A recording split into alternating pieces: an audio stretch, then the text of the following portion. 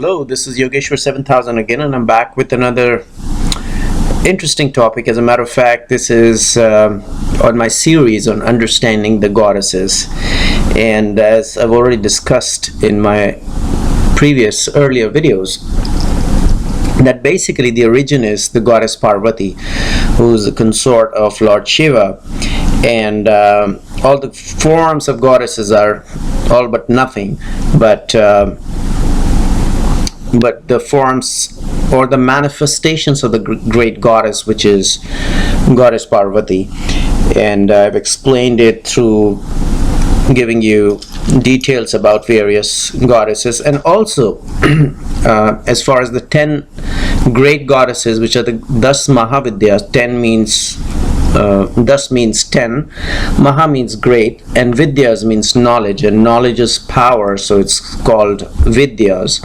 So as far as the 10 Mahavidyas, or the 10 great knowledge, or 10 great powers, or the 10 great goddesses, out of the various, I'm not saying that these are the only manifestations of the goddesses, out of various manifestations of Parvati, which is the origin of the female energy, 10 Mahavidyas, or Das Mahavidyas, or 10 great goddesses, are the fierce form of goddesses, which we have been discussing recently, and we'll be discussing other manifestations as we go along the series. But today we'll be discussing about another manifestation of the goddess through the Das Mahavidya, which is 10 great goddesses, and today we'll be talking about goddess Chinnamasta. And first of all, just to give you a quick recap, how did the 10 great goddesses come into existence? And I've discussed that in my previous videos as well. But just as a quick recap, I'll just tell you that once Daksha, the father of Sati, who is the wife of Lord Shiva. Now you're going to ask me, well, you just said that goddess Parvati is the wife of Lord Shiva, so how come Sati came into existence? So that's the story which I'll recommend. Please go back and refer to my videos. Originally, Lord Shiva was married to goddess Sati, or Devi Sati as we call her, and who was the daughter of Daksha Prajapati, who was created directly from Lord Brahma, and that is the time when the creation was happening by Lord Brahma. So out of his daughters, one of the daughters, Sati, was married to Lord Shiva, and there was a ceremony, a religious ceremony at Daksha Prajapati's home, in which Shiva was not invited, and in spite of receiving a warning from Lord Shiva not to go and attend her father's house in the religious ceremony, Devi Sati still went ahead, and of course she commits suicide by jumping into the fire, and then she gets reborn and comes back on this earth as goddess Parvati. And Parvati gets married again to Lord Shiva. So that's how Sati and Parvati are synonymous. But how did the 10 great goddesses come into existence? That's been discussed also in my previous videos. And as the story goes, that Sati went ahead to attend her father's religious ceremony in spite of giving a warning, or against the wishes and advice of Lord Shiva rather. And she went there and she realized that all the big saints and the gods and the goddesses, and not the goddesses, I think it was just the gods, I'll have to check into that, but definitely the gods and the great saints and the rishis and the Brahma rishis, they were all invited to that religious ceremony. And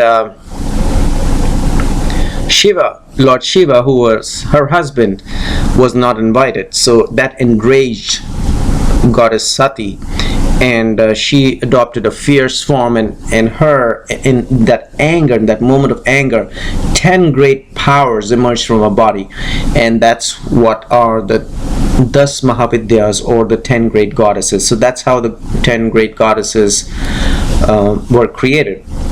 and then they have stayed in this planetary Earth, and they're worshipped in various temples, and we've discussed the 10 great goddesses. So far I think we've discussed Tara, we've discussed Kali, we've discussed Kamala, we've discussed what else have we discussed? I don't remember, but we have discussed 4 or 5 out of the 10 great goddesses in my previous videos. So people who have not watched that, please go and refer to that. And like I said, today we'll be talking about another one of the 10 great goddesses, or the 10 Mahavidyas, which is called Chinnamasta. Now Chinnamasta, as you will see, if you see her picture somewhere on the internet, you'll find it. You'll see that it's a body, and the head is severed from the body. So it's basically the goddess is standing and she cuts off, it appears that she has cut off her own head, and she holds her own head in one arm, and she holds the weapon in one arm. Apparently the same weapon was used to cut her head off, and then 3 jets of blood emerge from her severed body, not from the head but the severed body, and one of the blood jets goes into the mouth of the severed head. Pretty fierce, huh? Well, that's how it is. Sometimes, tantric Hinduism can be pretty fierce. And another blood jet goes to the mouth of one of our attendants, and the 3rd jet of blood goes to the 2nd attendant. So try to picture the goddess with her head cut off. There's a weapon in one arm, there's her own cut off head in another arm, and 3 jets of blood emerging from her body, 1 jet going to the mouth of the severed head, and the other 2 jets going to the mouths of the 2 attendants, what she has standing besides her. So this is how the goddess is depicted, and it's actually explained through a story that once Parvati was having a bath, and she had her attendants also with her, and they were having a bath in the river, and then the attendants said that, well, goddess, we are very hungry, give us some food to eat. And goddess said, okay, after the bath I will go and give you food. And she goes after the bath and she couldn't find any food, so what she does is that she cuts off her head, her own head, and manifests as, or rather Parvati doesn't cut off her head, she manifests as goddess Chinnamasta, who cuts off her head, and then of course the 3 jets which I've just explained, the blood goes to the mouth. 2 jets go to the mouth of 2 attendants, and 1 jet goes to Chinnamasta's own severed head. So that's the mythological story behind it. And of course, there are other legendary or mythological stories in various other scriptures which could be slightly contradictory, so that that also could confuse you a little, but pretty much this is how it is.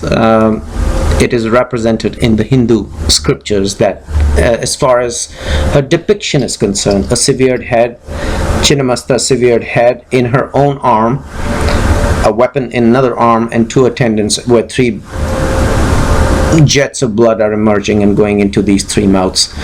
So another scripture also explains goddess Chinnamasta as a 16-year-old, and she's wearing a serpent as a sacred thread. And Hindus wear sacred threads after the sacred ceremony, but in the case of goddess Chinnamasta, who is the fierce form, one of the fierce form of the 10 goddesses, she is wearing a serpent as a sacred thread, and also she's wearing a garland of skulls and bones around her neck.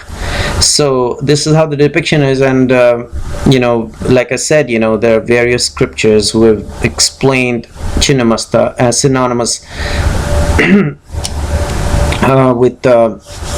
with the goddesses, and there are various other stories.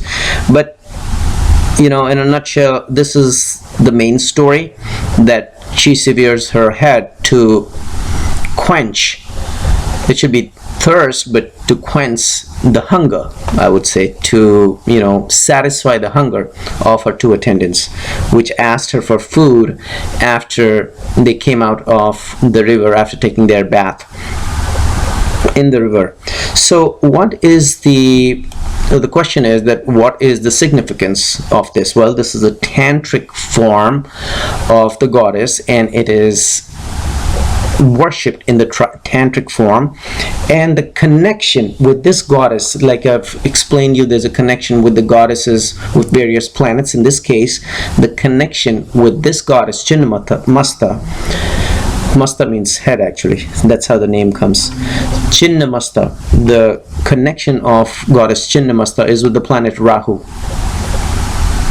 And it signifies, they say that it signifies that the goddess, the blood flowing from the goddess, conveys a message to us that the life force is blood, which actually goes through our bodies and which nourishes us, and ultimately which satisfies the three heads which I've just explained to you. That's one representation of one of the scholars who've been studying about Chinnamasta. But yes, the tantric representation as far as the planetary connection is concerned is with the planet Rahu. And also Rahu, since Rahu is the head, and here the goddess is holding the head in her arms, that's also can be explained that yes, this is a direct connection with the planet Rahu. And a lot of people want to appease their Rahu in their birth charts, which may be malefic or maybe wanting to get some benefits from the great planet Rahu, would go and worship goddess Chinnamasta. And as far as doing the right way to worship goddess Chinnamasta is concerned, or the right what's the word for it, the right rituals, that's the word I was looking for, the right rituals is concerned, I will mention to you that please do not go and try it yourself, because this is a fierce form of the goddess. So say for example, if you have afflicted Rahu in your birth chart, don't just go and start worshipping to goddess Chinnamasta, because this is a tantric form. There are specific rituals to it, only which some of the great tantric masters would be knowing, which have been passed to them through generation. It cannot be found in books, it cannot be just searched on the internet. So please do not try anything, because this is a secret tantra. Hindu tantric rituals are extremely secretive, and they are not out open to the public. And recently we've been seeing that a lot of rituals are coming out, and a lot of mantras are coming out, and you can see that on the internet. But still, I'm just saying, with I'm putting a disclaimer here. Extreme caution has to be exercised if you go and try to worship any of these tantric forms of the goddesses, because these tantric rituals are extremely secretive. They may not be found other than the masters who have gotten it from generations, through whoever they've gotten it from. Now, as far as the temples of Chinnamasta is concerned, Chinnamasta temples can be found in northern India and in Nepal. You will not find, probably, if I'm not wrong, you will not find any Chinnamasta temple down in the south, but I could be wrong. But apparently I've not heard of any Chinnamasta temple in the south. There's a Chinnamasta temple, a famous Chinnamasta temple in Jharkhand, which is formerly called Bihar. And there are a lot of politicians who go there to worship the goddess, because this is a fierce tantric form of the goddess, and they can derive a lot of power. And you know, politicians require a lot of power to defeat their enemies and to win elections. So they've been using this temple. I'm not saying whether it's good or bad, but that's what has been heard. And I'm not going to name those politicians, but yes, there are temples, and one of the famous temples is Jharkhand. One of the famous temples is in Jharkhand, and there are temples in Varanasi as well of goddess Chinnamasta, and one of her shrines is also in the Kamakhya temple in the state of Assam in India. And Kamakhya, as you know, is known for its tantric rituals and worships. So there are shrines there. You could find one in West Bengal. So mostly it's located around North India, and where this form of the goddess is worshipped in the form of Chinnamasta. And of course, I just explained you her connection with the planet Rahu. But once again, extreme caution: do not go to these temples. Also, I told you that be careful, do not perform the rituals or the mantras yourself by finding a mantra or a ritual on the internet. But at the same time, I'll also say that even while visiting these temples, be extremely careful. You know, go, if you have to go, you know, along with somebody who understands this powerful goddess, so that he can explain you as to how the goddess is to be worshipped, even if it's going to the temple and worshipping her there. But yes, there's a great connection of Rahu. So hopefully you enjoyed this video. I'll be coming up with more videos on understanding the goddesses in my forthcoming sessions and videos. And in the meanwhile, I will recommend subscribe to my channel and check out my website. There is a link below, and I will see you with an interesting topic very soon. Goodbye.